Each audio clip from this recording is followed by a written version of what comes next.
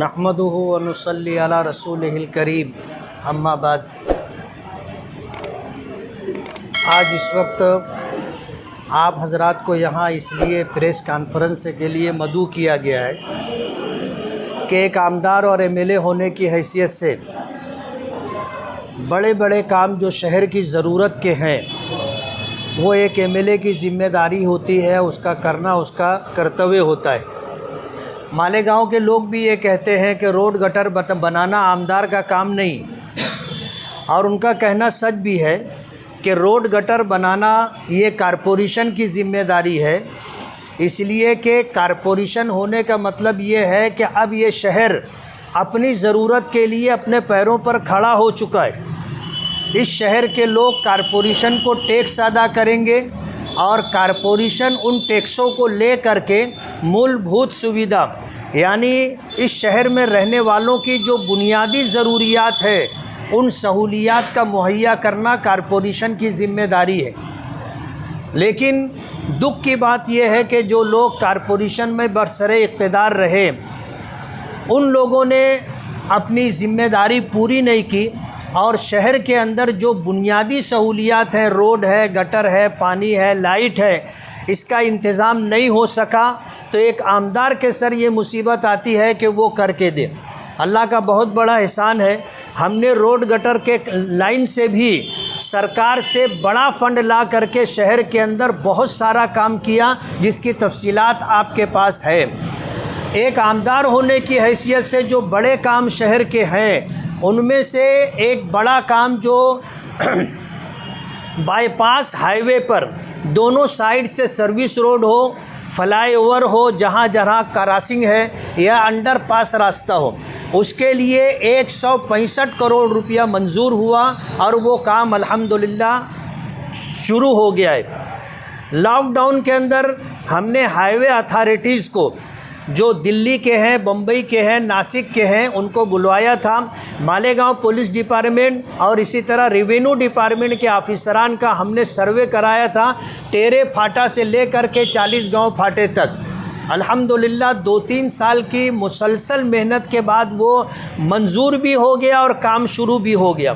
दूसरा काम तलवाड़ा डैम से जो पानी की पाइपलाइन फ़िल्टर प्लांट तक है वो 40 साल पुरानी है तकरीबन, वो ख़राब हो चुकी थी। उसके लिए नई पाइपलाइन की हमने डिमांड की थी, 149 करोड़ रुपया उसके लिए मंजूर हुआ और 19.5 किलोमीटर में से 8 किलोमीटर पाइपलाइन पड़ चुकी है। ये 149 करोड़ रुपये के अंदर मालेगांव शहर के अंदर 5 पानी की टांकियां बननी है और 50 किलोमीटर की पाइपलाइन पूरे शहर में जहां जहां पानी की पाइपलाइन नहीं है वहां पड़नी है।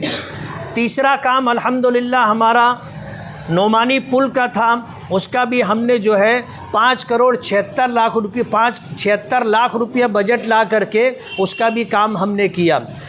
आपको याद होगा हमने केंद्र सरकार से सिविल हॉस्पिटल में एक हॉस्पिटल महिला बाल रोगनालय की मंजूरी ली थी और उस वक्त महाविकास अघाड़ी की सरकार थी और महाविकास अघाड़ी की सरकार में आउटर के एमएलए दादा भूसे साहब ने उस हॉस्पिटल को सीएम साहब से बातचीत करके उनकी मंजूरी ले करके सिविल हॉस्पिटल से वो हॉस्पिटल सटाना रोड पर ट्रांसफ़र किया, जिसका उन्होंने अभी पिछले दिनों इफ्तिताह भी किया। वो मालेगांव सेंट्रल में बनना था और सिविल हॉस्पिटल से लग करके उसकी इमारत बननी थी। उस वक्त हेल्थ मिनिस्टर राजेश टोपे साहब थे। मैंने उनको इस बात की कंप्लेन दी और उनसे मैंने इस बात का तकाजा किया कि ये सत्ता का दुरुपयोग है कि आज अगर जो है आउटर के एमएलए सरकार में है और उनकी पार्टी का अगर चीफ मिनिस्टर है तो हमारा मंजूर कराया हुआ काम वो ट्रांसफ़र करवा करके अपनी हद्दी में ले जाएं, ये बात बराबर नहीं। जब बार बार मैं उनसे ये बात कहता रहा तो उन्होंने ये कहा कि मिली जुली सरकार है और सीएम जो है शिवसेना पार्टी का है और ये उसी के कारपोरेटर हैं और कैबिनेट मिनिस्टर भी हैं, इसलिए मैं आपकी कोई मदद नहीं कर सकता। जब मैं थोड़ा सा नाराज़गी का इजहार किया तो उन्होंने कहा कि आमदार साहब आप दूसरा हॉस्पिटल मांग लो। तो मैंने कहा ठीक है, आप दूसरा हॉस्पिटल दे दो। तो जैसा उन्होंने बताया था वैसा लेटर तैयार करके वो लेटर उनको मैंने दिया, और लेटर ले करके हाउस में, असेंबली हाउस चल रहा था, उसी वक्त तो उन्होंने जो है उसके ऊपर अपनी सिफारिश कर दी थी। उस वक्त से हम फॉलो अप लेते रहे, और अल्लाह का बहुत बड़ा करम है कि वो जो हॉस्पिटल था वो 45 करोड़ रुपए में बनने वाला था, जिसको सटाना रोड पर ट्रांसफ़र किया गया। अल्हम्दुलिल्लाह उसके बदले में हमने जो हॉस्पिटल की डिमांड की थी 100 हॉस्पिटल की मंजूरी, 100 बेड की मंजूरी मिल गई है, और ये उसका GR है।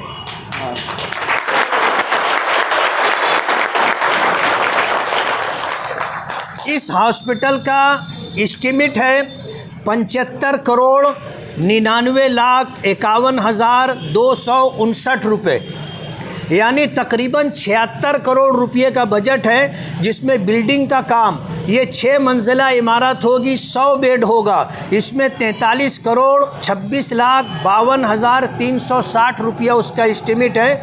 और इलेक्ट्रिक काम, वायरिंग का पूरा काम तकरीबन 5 करोड़ रुपया है। और फायर फाइटिंग, अगर कोई हादसा हो जाए तो आग बुझाने के लिए जो इंतज़ाम है उसका एस्टीमेट है 1,23,59,496 रुपये।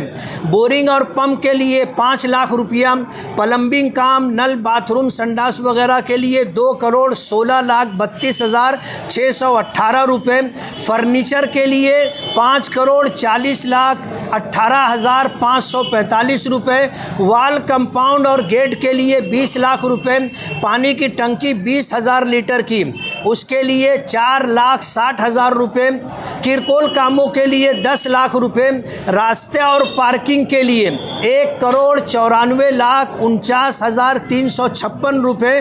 GST और दीगर टैक्सेस 16,82,82,124 रुपये। इस तरह उसकी डिटेल्स है। तो 100 बेड का ये हॉस्पिटल अल्हम्दुलिल्लाह मंजूर हो गया। अपने इन 5 साल में हमने एक MLA होने की हैसियत से जो हमारी ज़िम्मेदारी बनती थी वो बड़े बड़े काम हमने करके दिए।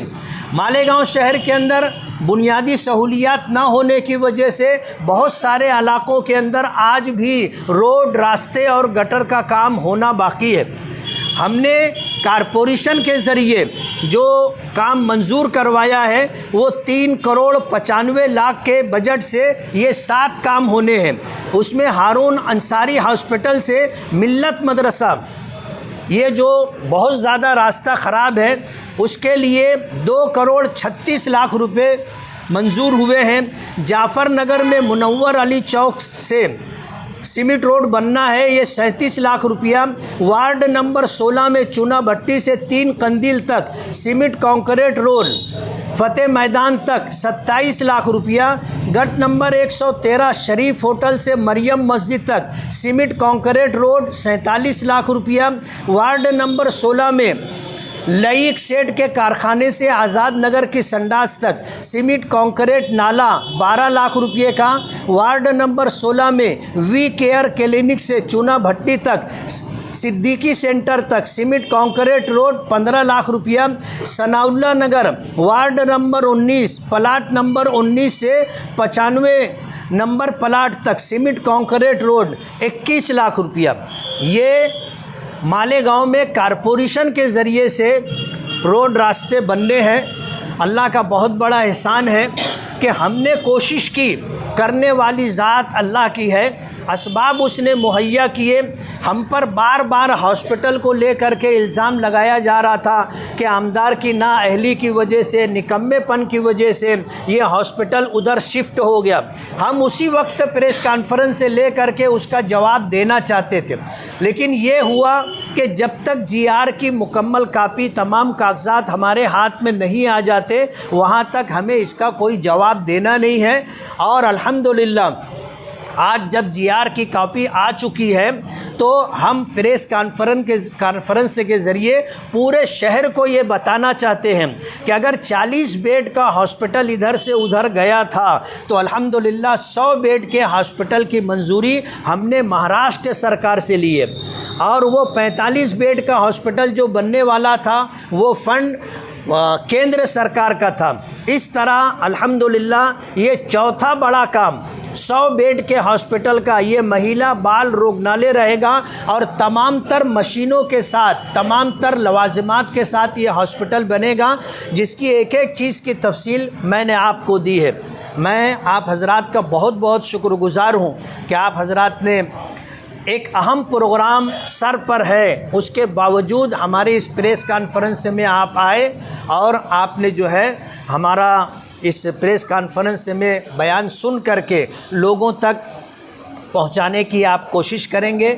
मैं दोबारा शुक्रिया अदा करता हूं और ये उम्मीद करता हूं कि जिस तरह इस वक्त आप हजरात ने ताउन किया है, आइंदा भी आपका ताउन हमें हासिल रहेगा। उधर चला गया मामला, ऐसा आगे क्या पेशबंदी रहेगी? नहीं, पेशबंदी वगैरह सब हो चुकी है। अगर ये आचार संहिता नहीं होती तो उसकी टेंडरिंग और ओपनिंग वगैरह हम लोग सब कर लेते। कहाँ बनेगा सर ये हॉस्पिटल बनेगा अपना सिविल हॉस्पिटल के सामने गार्डन है, आपने देखा होगा। ऑक्सीजन का जो प्लांट लगा हुआ है उससे लग करके जो जगह है वहाँ पर ये हॉस्पिटल बनेगा। 100 बेड का 6 मंजिला इमारत रहेगी। मैं हाई कोर्ट जाने का प्रोग्राम बनाया था, लेकिन जब सरकार की तरफ से ये आश्वासन और भरोसा दिया गया कि हम आपको इसके बदले में हॉस्पिटल देंगे, तो फिर ये हुआ कि किसी के ख़िलाफ़ हाई कोर्ट में जाने से अपना ये काम भी रुक सकता है। अगर हम लोग हाई कोर्ट चले जाते तो बहुत मुमकिन था हमें इस मामले में दिक्कत आती। इसलिए हमने, जब हमको उसका अच्छा मुतबादिल मिल रहा था तो हमने कोर्ट का रुख नहीं किया, इसी पर मेहनत करते रहे कि ये हॉस्पिटल हमें मिल जाए, और अल्हम्दुलिल्लाह मिल गया। मैनिफेस्टो की तैयारी चल रही है। क्या है कि बहुत बड़े बड़े काम बता देने के बाद भी आदमी अगर कर ना पाए तो दुश्वारी होती है। हमने अल्हम्दुलिल्लाह जो किया है 5 साल में, बल्कि 2.5-3 साल में, हम ऐसे ही कामों को अपने मैनिफेस्टो में डालेंगे, और हमारी कोशिश ये होगी कि हम लोगों से जो वादा करें उससे ज़्यादा, उससे अच्छा करके दे सकें। आपके जो अहबाब गए थे हमें उनसे कोई शिकायत नहीं है, और शिकायत इसलिए नहीं है कि आने वाले चंद दिनों में आप देखोगे वो सब वापस हमारे खेमे में आने वाले हैं। और दूसरी बात ये कि ये चंद लोगों के मुताल्लिक ये बात कही जा सकती है, लेकिन आज अल्हम्दुलिल्लाह सियासी तौर पर जो शहर के अंदर अपना एक मकाम रखते हैं और जिनकी रिफाकत कहो, जिनका साथ कहो, इलेक्शन में हमारे लिए बहुत मददगार साबित होगा। ऐसे खानवादे, सियासी असर और रसूख रखने वाली शख्सियात हमारे साथ हैं, और इंशाअल्लाह ये इलेक्शन हम उनको अपने साथ लेकर के पूरी ताकत से लड़ेंगे और इंशाअल्लाह जीत हासिल करेंगे।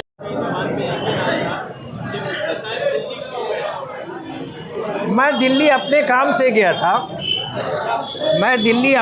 से गया था, और इस बात को बताने में कोई झिझक नहीं है कि कांग्रेस पार्टी के पास मालेगांव में मजबूत उम्मीदवार नहीं है। कांग्रेस पार्टी मजबूत उम्मीदवार तलाश कर रही है, और आज तक हमारे पीछे ये सिलसिला है। हमने अपने साथियों के साथ बैठ करके तमाम को समाधान करा दिया कि हम दिल्ली क्यों गए थे, और आने वाले दिनों में हमने जो फ़ैसला लिया है, हमने इन तमाम चीज़ों के ज़रिए से, बैनर के ज़रिए से उस बात का इज़हार कर दिया।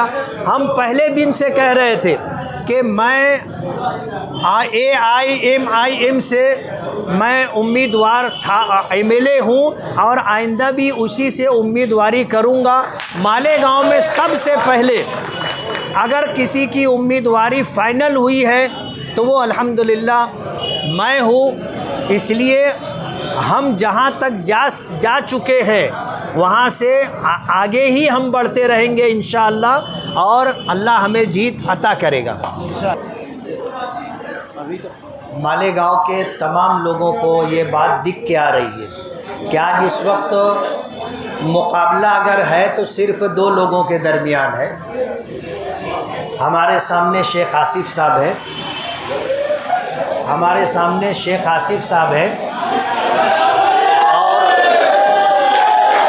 मुकाबला हम ही दोनों के दरमियान होगा। बाकी जो लोग दिख रहे हैं, मालेगांव के लोगों का जो सर्वे है, उस सर्वे में उन्होंने ऐसा जाहिर किया है कि वो हमारे मुकाबले में नहीं।